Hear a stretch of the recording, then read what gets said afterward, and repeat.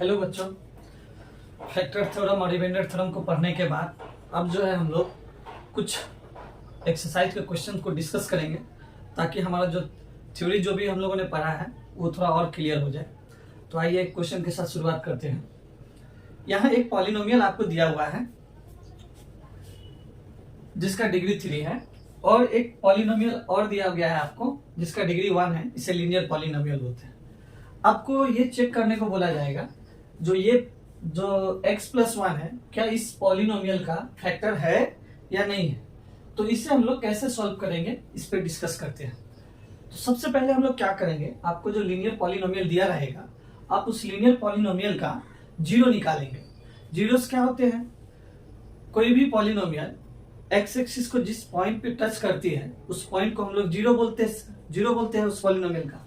तो zeros of polynomial निकाल लेंगे आप सबसे पहले। तो ये जो है जीरोस ऑफ पॉलिनोमियल निकालने का क्या कंडीशन था, हम लोग इससे पहले जीरो से इक्वेट करते थे और यहाँ से देखिए जी एक्स का वैल्यू क्या है x+1, यहाँ से आपको x का वैल्यू -1 आ जाएगा। अब क्या करेंगे आप, ये तो पहला कंडीशन था। दूसरे कंडीशन में आप क्या करेंगे, ये जो x = -1 है इसका वैल्यू आप इस पॉलिनोमियल में डाल देंगे और उसका वैल्यू कैलकुलेट करेंगे।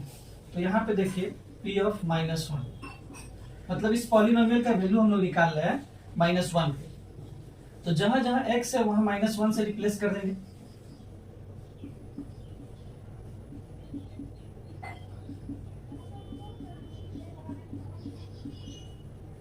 देखिए माइनस का क्यूब माइनस ही हो जाता है और 1 का क्यूब 1 ही होता है। यहाँ देखिए माइनस का स्क्वायर प्लस हो जाएगा और उस प्लस को इस माइनस से मल्टीप्लाई करेंगे तो फिर से माइनस हो जाएगा और 1 का स्क्वायर 1 ही होता है।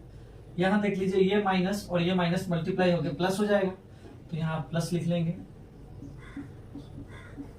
और यहाँ पे √2। अब देखिए इसे सॉल्व करेंगे तो ये हो जाएगा -2। यहाँ से आप इसे ब्रैकेट को हटा देंगे तो ये 2 + √2 देखिए ये दोनों कैंसिल हो गया। इन दोनों को ऐड करेंगे तो क्या हो जाएगा 2√2। तो देखिए आप लोग फैक्टर थ्योरम में पढ़े थे, अगर पॉलिनोमियल में जीरोस डालते थे और हमारा जो वैल्यू आता था यही हमारा रिमाइंडर होता था। अगर रिमाइंडर 0 हो जाता था तो क्या होता था, ये जो था इसका फैक्टर कहलाता था और रिमाइंडर अगर 0 नहीं आता था तो ये इसका फैक्टर नहीं कहलाता था। तो यहां से आप क्या बोलेंगे, जो x+1 जो है आपका is not a factor of px। ये जो आपका पॉलिनोमियल गिवन था इसका ये फैक्टर नहीं है। क्यों नहीं है, क्योंकि आपने जो ये वैल्यू निकाला, ये जो रिमाइंडर है ये 0 नहीं है, इसलिए। अब आइए एक दो क्वेश्चंस और लेते हैं और इसे डिस्कस करते हैं।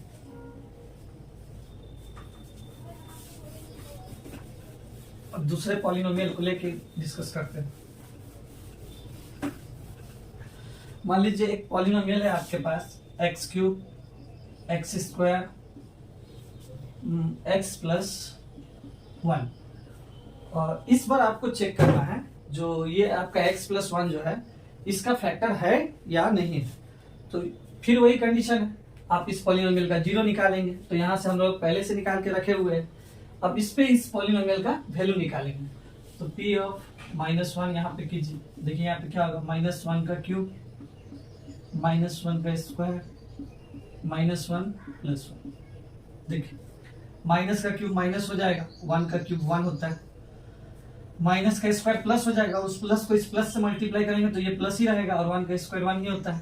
यहाँ देखिए प्लस इंटू माइनस माइनस हो जाएगा और ये लास्ट वाला +1। तो यहाँ से देखेंगे -1 + 1 -1 + 1 सब कैंसिल हो गया, कितना हो गया 0।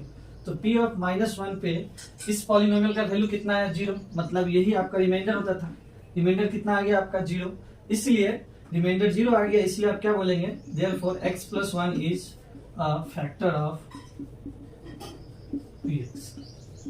तो इस तरीका से हम लोग फैक्टर है कि नहीं है चेक करके आसानी से बता सकते हैं। अब आइए कुछ दूसरे क्वेश्चंस को डिस्कस करते हैं।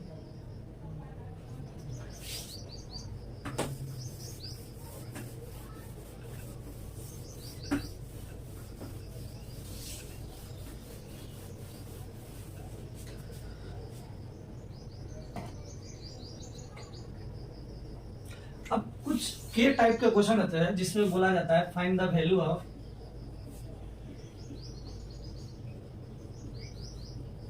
के। इस तरह के क्वेश्चन कैसे सॉल्व करते हैं आपको बता दिया जाएगा, कुछ फैक्टर गिवन रहेगा और कुछ पॉलिनोमियल भी गिवन रहेगा। बोलेगा एक पॉलिनोमियल है और उसका कुछ फैक्टर है, तो आप के का वैल्यू निकालिए। तो इस तरह के क्वेश्चन को हम लोग सॉल्व करते हैं। एक क्वेश्चन लेते हैं, देखिए यहाँ पे बोला है x minus 1 is factor of px। ये आपको गिवन है, दे दिया गया है। और इस बार आपको px क्या दे दिया है, मान लेते हैं px एज्यूम कर लेते हैं kx स्क्वायर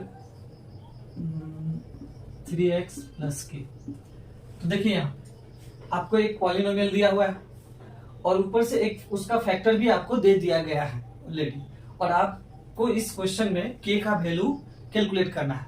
तो आप कैसे करेंगे, तो फिर से आप लोग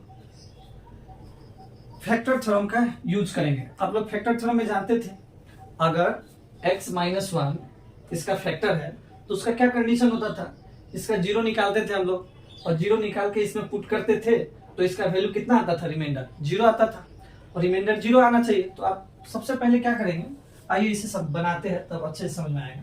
सबसे पहले x माइनस 1 को जीरो से इक्वेट कीजिए, तो यहां से x का वैल्यू कितना आ जाएगा, +1। अब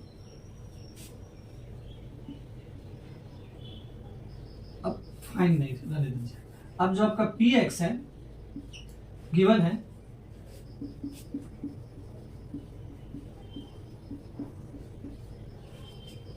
तो आप लोग जानते हैं अगर ये इसका फैक्टर है तो ये वैल्यू को जब आप इसमें डालेंगे तो इसका वैल्यू जो है वो हमेशा जीरो ही होगा।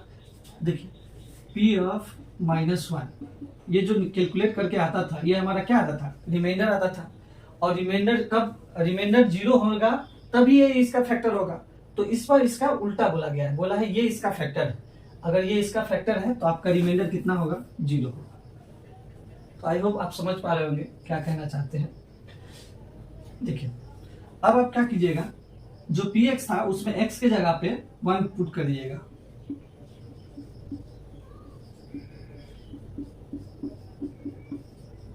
तो यहां से देखिए k 1 का स्क्वायर 1 ही रहेगा, और 1 से k को मल्टीप्लाई करेंगे तो k ही हो जाएगा। 3 इंटू 1 3 हो जाएगा, और यहाँ से k 0। तो यहाँ से देखिए k प्लस k कितना हो जाएगा, 2k, और ये -3 जब उधर चला जाएगा तो ये क्या हो जाएगा, +3 हो जाएगा, +3। अब यहाँ देखिए ये k जो है, सॉरी k के साथ 2 जो है मल्टीप्लाई में है, जब उधर जाएगा ये तो उधर क्या हो जाएगा, ये डिवाइड में चला जाएगा। तो k का वैल्यू कितना आ जाएगा आपका, 3/2। सबसे पहले हम लोगों ने क्या किया, बोला गया है x माइनस 1 इसका फैक्टर है, तो यहां से इसका जीरो निकाले और इसमें पुट किए, तो पुट करने से हमको रिमाइंडर का वैल्यू आता था, और हम जानते हैं अगर ये इसका फैक्टर है तो रिमाइंडर जीरो ही आएगा, इसीलिए हम लोगों ने रिमाइंडर को पहले ही जीरो के इक्वल टू ले लिया। अब यहाँ पे इसे जगह पे x का वैल्यू डाल दिया, सब जगह कैलकुलेट करके k का वैल्यू निकल लिया। तो k इस तरीके से हम लोग k का वैल्यू कैलकुलेट करते हैं। एक क्वेश्चन और ले लेते हैं ताकि आपको और समझ में आए। फैक्टर सेम रहने दीजिए, बस पॉलिनोमियल को चेंज कर देते हैं। मान लीजिए कुछ ऐसा है, 2x स्क्वायर kx प्लस √2, इसे सॉल्व करना है। तो देखिए इस बार आपको यहाँ पे ये चेंज करना है, प्रोसेस वही रहेंगे।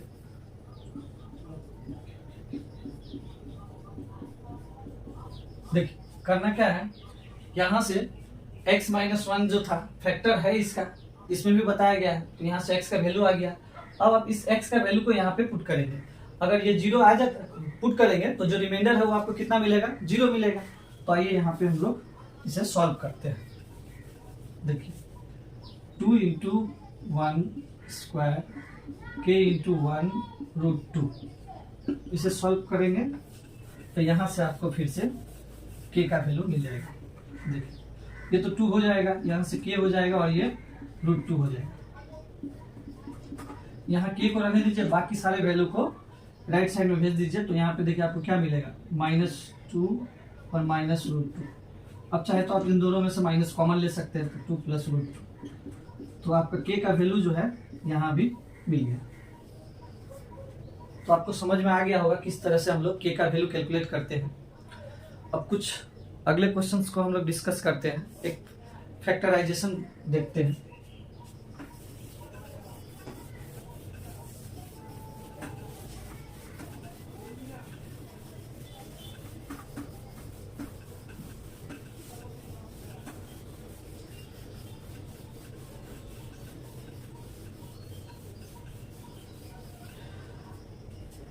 मान लीजिए आपको एक क्वाड्रेटिक पॉलिनोमियल गिवन है, क्या है वो 12x² माइनस 7x प्लस 1।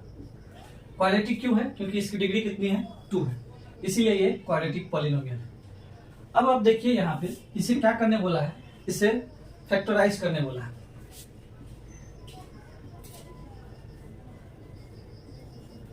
तो इसे फैक्टराइज कैसे करेंगे? देखिए सबसे पहले कोई एक नंबर ले लेते हैं 4, इसे हम लोग लिख सकते हैं 4 × 1, 2 × 2। इस तरीका से हम लोग क्या करते हैं, मल्टीप्लिकेशन के फॉर्म में ब्रेक कर देते हैं। तो ये दोनों क्या होता था, इसका फैक्टर होता था। हम लोग क्या कर रहे हैं यहाँ पे 4 का फैक्टराइजेशन कर रहे हैं। समझ में आया आप लोगों को? 4 का क्या कर दिया हम लोगों ने, फैक्टराइजेशन कर दिया। तो यहाँ जो आपको क्वाड्रेटिक पॉलिनोमियल दिया है, अब ये पॉलिनोमियल के फॉर्म में है, आपको इनको फैक्टर के प्रोडक्ट के टर्म में लिखना है। देखिए ये 4 और 1 इसका फैक्टर था और इनका प्रोडक्ट के टर्म में लिखना है। तो यहाँ भी आपको कुछ बनाना पड़ेगा, फैक्टर लाने पड़ेंगे इनके, और इसके प्रोडक्ट के फॉर्म में आपको इसे लिखना पड़ेगा। तो हम लोग क्या, इसी को क्या बोलते हैं हम लोग, फैक्टराइजेशन करना बोलते हैं। तो फैक्टराइजेशन करना आप लोग क्लास 8 में सीख के आए हैं, क्लास 8 में थी ये फैक्टराइजेशन, फिर भी यहाँ पे डिस्कस करते हैं। तो आप लोग क्वाड्रेटिक इक्वेशन जानते हैं क्या होता है, x² bx + c = 0। तो इसमें आपको क्या करना है, जो x² है उसकी कोफिशिएंट देखिए यहाँ पे क्या है, a। x जो है, x का कोफिशिएंट क्या है, b। और ये जो है, ये c क्या होता है, ये कांस्टेंट होता है। आपको सबसे पहले क्या करना है, इन दोनों को आपको मल्टीप्लाई करना है और इस b को रहने देना है। अब आपको दो नंबर सोचना है जिनको मल्टीप्लाई करके AC आएगा और सब्ट्रैक्शन या एडिशन करके आपको B आएगा। चलिए इसे यहाँ पे समझते हैं। देखिए यहाँ पे x² का कोफिशिएंट कितना है आपके पास, 12। x का कोफिशिएंट कितना है, -7। और यहाँ पे आपका कांस्टेंट कितना है, 1। आप सबसे पहले 12 और 1 को मल्टीप्लाई कीजिए, कितना हो गया, 12, और ये लिख लीजिए -7।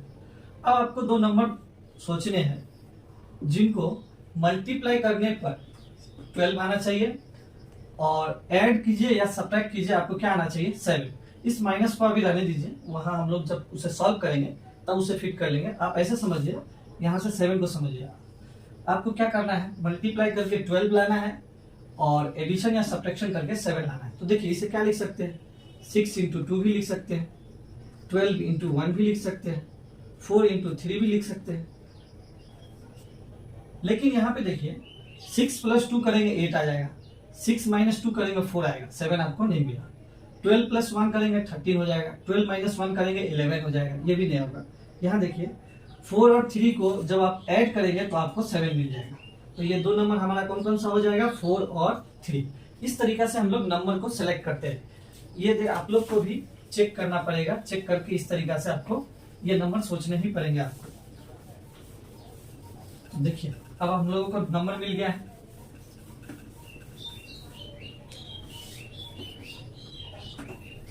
फिर से इसे सॉल्व करते हैं। क्या है हमारा, 12x² - 7x + 1। क्या नंबर हमें मिला था, 4 और 3 मिला था, और उनको ऐड करने से 7 आता है। तो देखिए जहां आप 7 है ना, वहां पे आप इस नंबर को लिख देंगे 4 + 3। अब इसे सॉल्व करते जाना है। इस x को पहले मल्टीप्लाई कर दीजिए दोनों नंबर से, 4x + 3x।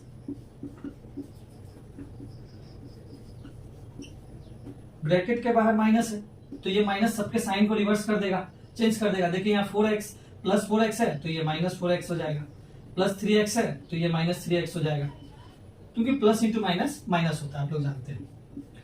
अब देखिए इन दोनों में क्या कॉमन है, दोनों में क्या कॉमन है, तो देखिए ये भी 4 के टेबल में आता है, 4 भी 4 के टेबल में आता है, मतलब 4 कॉमन है दोनों में। एक 1 देखिए इसमें 2x है, इसमें 1x है, मतलब 1x दोनों में कॉमन है। अब देखिए जब यहाँ से 12 में से 4 चला जाएगा, यहाँ बचेगा कितना 3, और यहाँ एक x बाहर चला गया तो यहाँ एक x बच जाएगा। यहाँ तो 4x आपने बाहर ले लिया है, तो सब जब सारे नंबर बाहर चले जाते हैं तो एक ही बचेगा, क्योंकि -4x को इंटू 1 भी तो लिख सकते हैं आप लोग। तो -4x जब बाहर चला जाएगा तो बचेगा 1, तो इसे हम लोगों ने यहाँ लिख दिया। अब देखिए इस दोनों में क्या कॉमन है, तो आप बोलेंगे इस दोनों में कुछ कॉमन नहीं है। तो यहाँ पे आप लोग ऐसे समझ सकते हैं, क्या दोनों में हम लोग 1 इंटू 1 लिख सकते हैं, क्योंकि 1 से मल्टीप्लाई करेंगे तो कोई चेंज तो नहीं होने वाला।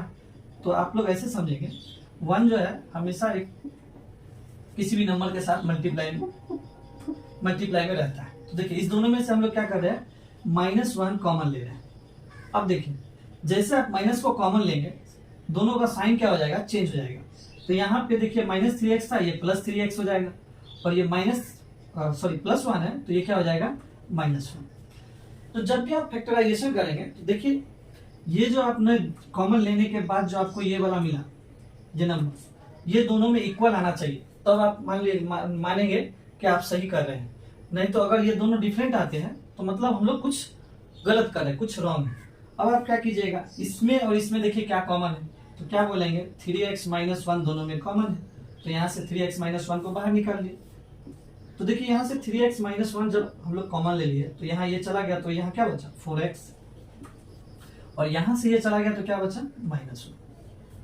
तो देखिए आपका ये जो पॉलिनोमियल था अब ये फैक्टराइजेशन हो चुका है, इसके ये और ये जो फैक्टर है और ये प्रोडक्ट के फॉर्म में है। तो इस तरीका से हम लोग किसी भी क्वाड्रेटिक पॉलिनोमियल को फैक्टराइजेशन कर लेते हैं। आपको यहाँ पे जो मेनली करना क्या है, मेनली यहाँ करने वाली चीजें ये है कि आपको 2 नंबर सोचने पड़ेंगे, यही सबसे इंपॉर्टेंट है इसमें। बाकी सारे स्टेप बहुत आसान है। आपको 2 नंबर गेस करने पड़ेंगे, जिनको मल्टीप्लाई करने से पहले x² के कोफिशिएंट और कांस्टेंट को मल्टीप्लाई कर लीजिएगा। जो नंबर आया, जैसे हमारा 12 आया, 12 इंटू 1 12 आया, तो अब क्या करना है, आपको 2 नंबर सोचने हैं जिनको मल्टीप्लाई करके 12 आए और जिनको ऐड या सब्ट्रैक्ट करके 7 आ जाए। तो हम लोगों ने देखा 4 और 3 मिला हमें 2 नंबर जिनको मल्टीप्लाई करने से 12 होते हैं और उनको ऐड करने से 7 होते हैं। उसके बाद इस तरीके से हम लोगों ने इसे सॉल्व किया। सॉल्व करने से देखिए आपको ये जो क्वाड्रेटिक पॉलिनोमियल था ये फैक्टर के प्रोडक्ट के टर्म में है, मतलब आपने इसे फैक्टराइजेशन कर दिया। तो आई होप कि आपको ये सारे चीजें अच्छे से समझ में आ गया होगा। अगले वीडियो में कुछ और क्वेश्चंस के ऊपर हम लोग डिस्कस करेंगे। चलिए आज के लिए इतना ही।